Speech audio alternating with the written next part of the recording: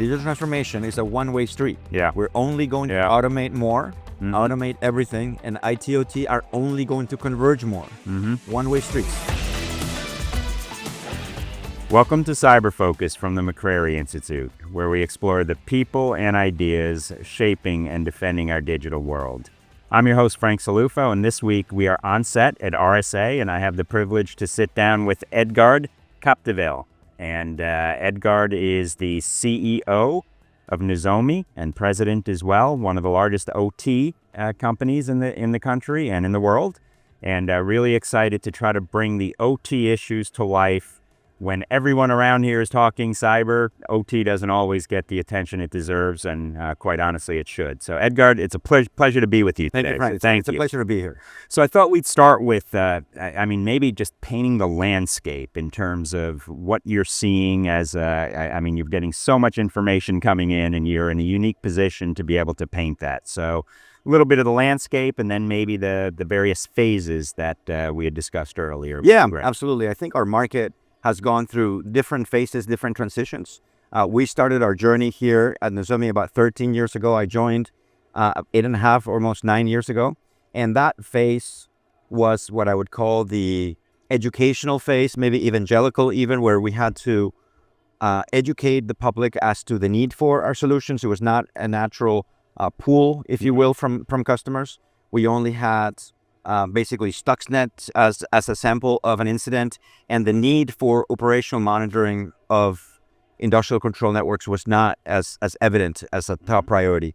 In the US, episodes like Colonial Pipeline, and we can argue whether it was IT/OT, it doesn't really matter, but the impact of an incident that could affect our lives so significantly, and we have different episodes around the world. In fact, today during RSA, not today, but this week during RSA, we have what I think is the biggest blackout Europe has experienced. Absolutely. Which is another episode. We still arguing whether it's cyber or not cyber. I actually don't think it's cyber, but the point is the impact's the same, right? Impact to our livelihood as human beings. It has. So Colonial Pipeline really marked for us, if we want to look for a hypothetical virtual marker to the transition from evangelical to, it was an acceleration to the process of digital transformation, an acceleration to IT/OT convergence. And what does that mean? That means that in the past, during these initial evangelical or educational period, the power and the authority and the budgets lived outside in the plants. It really accelerated, Colonial Pipeline accelerated the centralization of authority. CISOs had got their finger pointed at them. So like, what are we doing to protect our refineries, our mines, our facilities, our substations? And CISOs, 99% of the CISOs grew up through the IT security ranks. Absolutely. And so the knowledge of OT is lacking. So as these budgets and authority centralized, some of these teams came along, and the CISOs have deputized them because those are the experts. And that's the characteristics of this second phase. I believe fundamentally we have transitioned into a third phase. And the marker for that phase, whether we like it or not, is Gartner. Gartner has published a magic quadrant for our space. They've called it the cyber physical systems protection space. And cyber physical systems is nothing more than the combination of OT and IoT. And they're very similar. They're cousins, if you will, from the attributes perspective. And it's a new attack surface, and we have to protect it. And I think the catalyst for this third phase is really, if Gartner has a magic quadrant, CISOs, not only do they have a lot of reasons for the boards to look at them for cybersecurity, but now you can't really justify not having a category spend in your budget for that. Absolutely. So it's this phase we're calling mainstream. And you brought up visibility. Having visibility across IT/OT, that's not a luxury anymore. It's an necessity. No, it's a necessity, correct. And do you see a day where IT/OT SOCs will be a single SOC or any sort of security awareness? I know there you have unique differences and the like, but if you're the CEO, you really don't care whether it's perpetrated by a bad actor or it's an accident. At the end of the day, if it affects customers, it affects customers, right? I always like to say, when we live in the day-to-day, it's very hard to see the big picture. So it's, if you pause from the day-to-day and you step out and you ask, what movie are we living in? The movie is called Digital Transformation. And what is digital transformation? It's like we're automating more, we're automating everything. And that is a one-way street. It's not a two-way street. We're going in only in one direction. You're right about that. The subchapter for us is called IT/OT Convergence, which is part of that digital transformation. And it means that OT practices, skill sets, technologies are eventually going to converge with IT. What is a one-way street? Absolutely. No, I think that's very well said. The question, would we eventually see a converged SOC? I think the days of, hey, the SOCs are going to be forever and universally separate, those days are gone. Those days belong to the first phase of this market. I think OT has certain characteristics. We're dealing with a physical process, generating electricity, refining oil, mining materials, and an IT person may not necessarily, that's what makes OT different, that you're associated with a physical process. So I think there's always going to be a specialty associated with OT, but it's not going to necessarily require, especially as we progress through this movie, a separate SOC. And visibility is visibility, right? One of the differences, though, between OT is you've got legacy systems, some that are 30 years old, that are being connected and netted together with IoT devices and the like. So it does require, I mean, it's great when we're building the highway. The best time to build something is to bake it in. But it's sometimes harder when it comes to OT just because your exposure 99% of what's out there is not new. Is not new, but it is being networked, right, in some way. Correct. So what are you hearing most from critical infrastructure owner operators? What are their biggest concerns?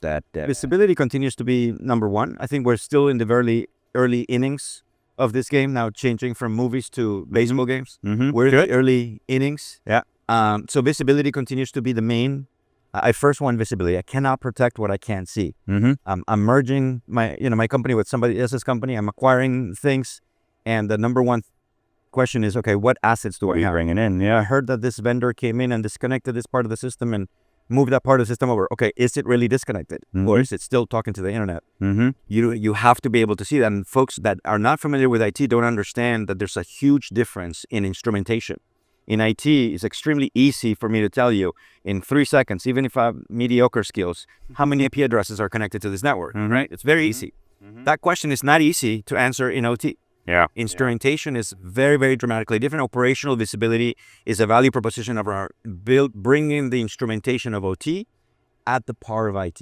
And the implications can be very significant. When you're talking valves, you brought up Colonial Pipeline and the like, it can have actual life-death consequences. Right? So let's look at this European thing. We don't know what it is yet. It's too early, and misinformation, as we all know, is flying. Rampant.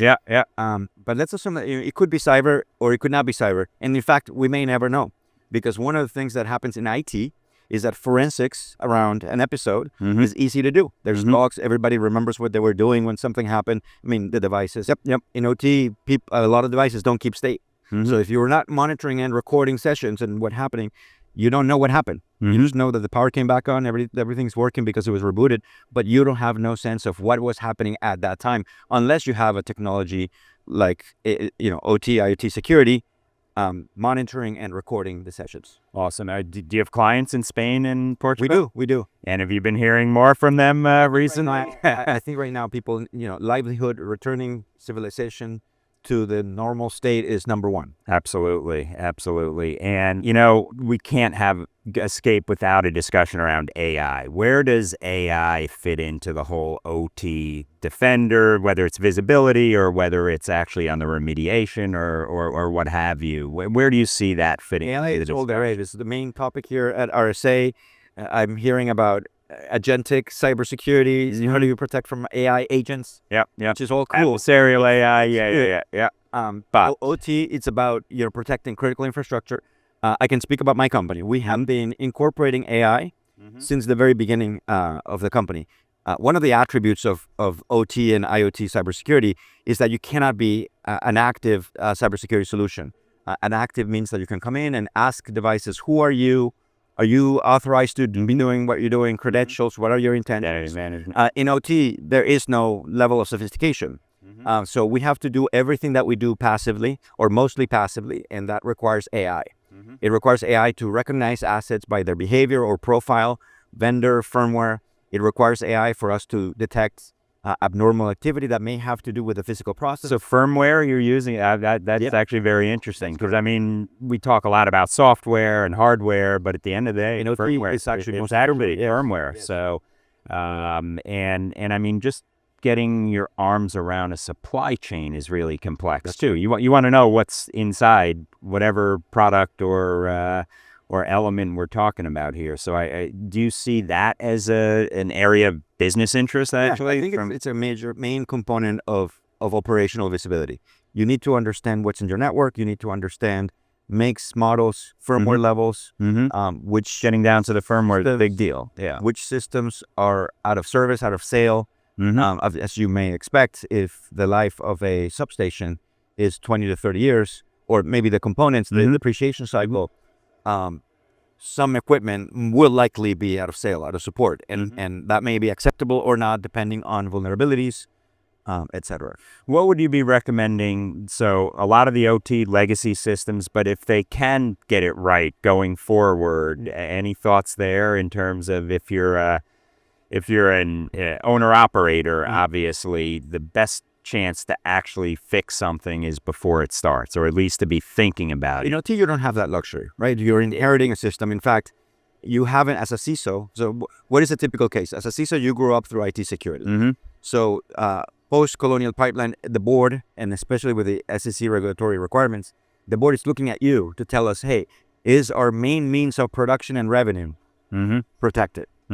And what has happened, the authority, the budgets have been centralized. You were able to inherit a team that came from OT. You have deputized that team. The first thing you need is to have operational visibility. You cannot protect what you can't see. So having a layer of visibility is number one. Making sure that the networks are properly segmented, that you have segmentation and separation, whether it's Purdue model or something else. And then obviously detection and monitoring and recording in the right places at the right time.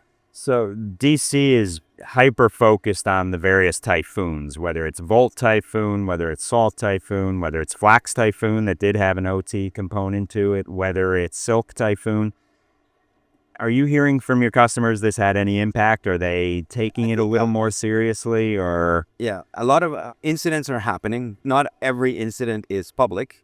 Thankfully, a lot of these initiatives can be detected early.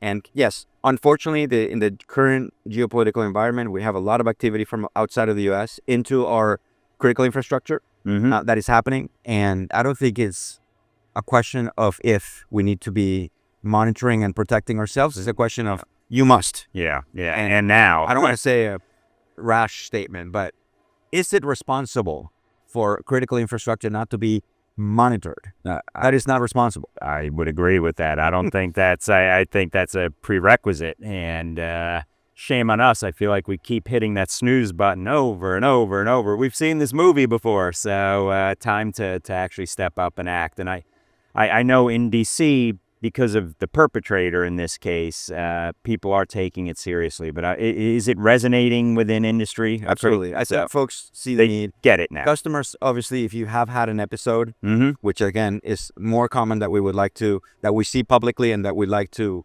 recognize, those sales cycles for us are very short.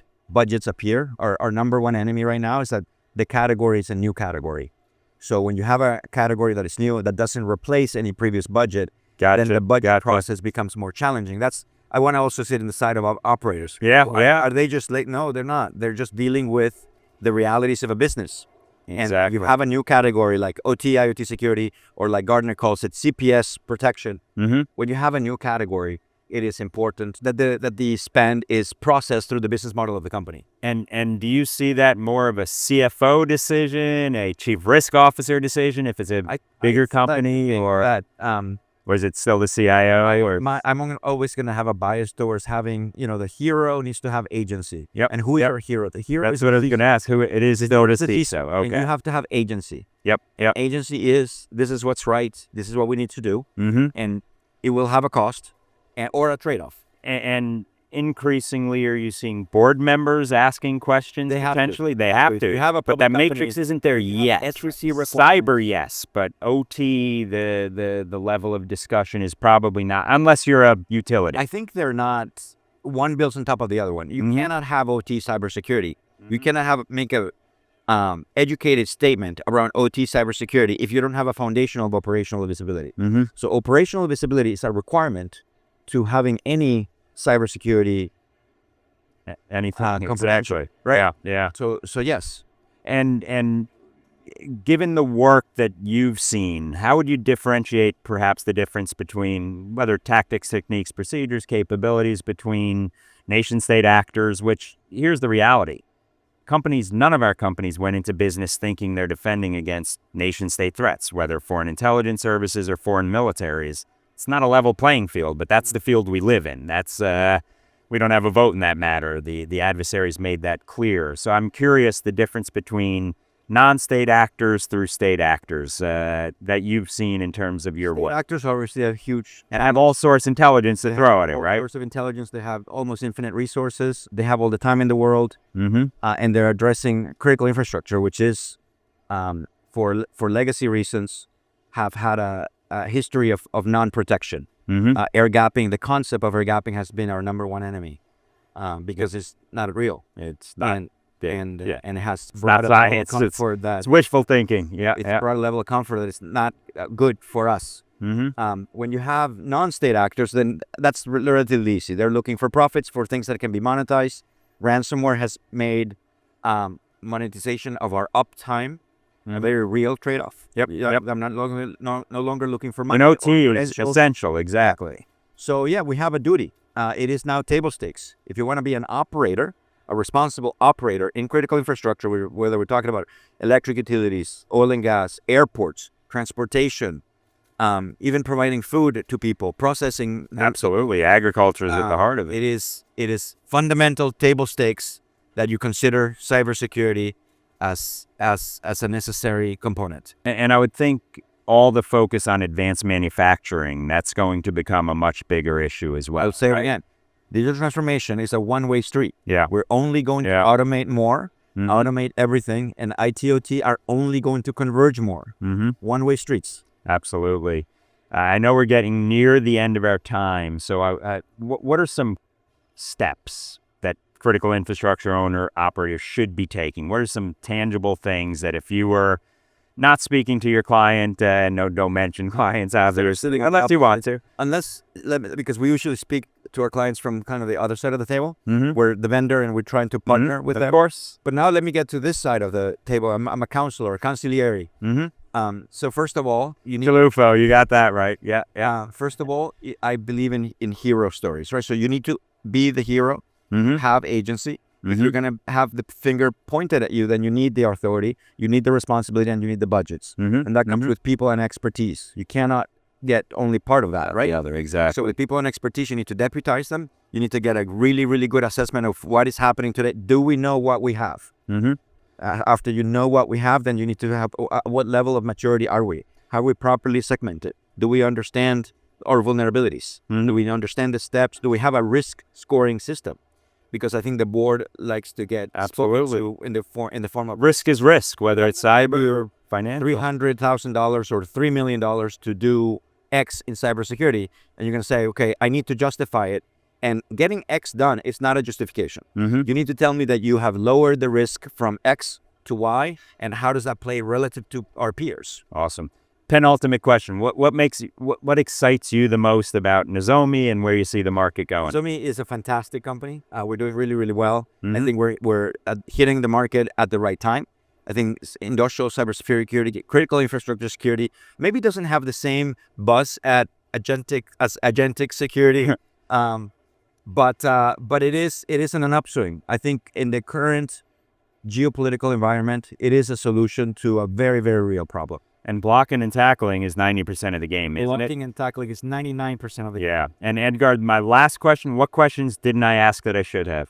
One question you didn't ask is what differentiates our company from our competitors. Mm-hmm. And I'm not here to. Our competitors are great. Our competitors make us a better company. All boats rise too. One way in which we're different. A lot of our competitors are pouring money into the space. Mm-hmm. If you look at the size of the booths here at the RSA Conference, that's one way of measuring how much. And one of the things that our management team and our board have put into the company is the need to run our business profitable. So I'm very, very happy and proud to say that we're the only company in our space Mm-hmm. that is cash flow break even or cash flow positive. Boom. Yes. Edgard, thank you for joining us today. Thank you for your leadership, and I hope we'll hear much more from you in the days ahead. So thank you. Thank you so much. Thank you for joining us for this episode of Cyber Focus. If you liked what you heard, please consider subscribing. Your ratings and reviews help us reach more listeners. Drop us a line if you have any ideas in terms of topics, themes, or individuals you'd like for us to host.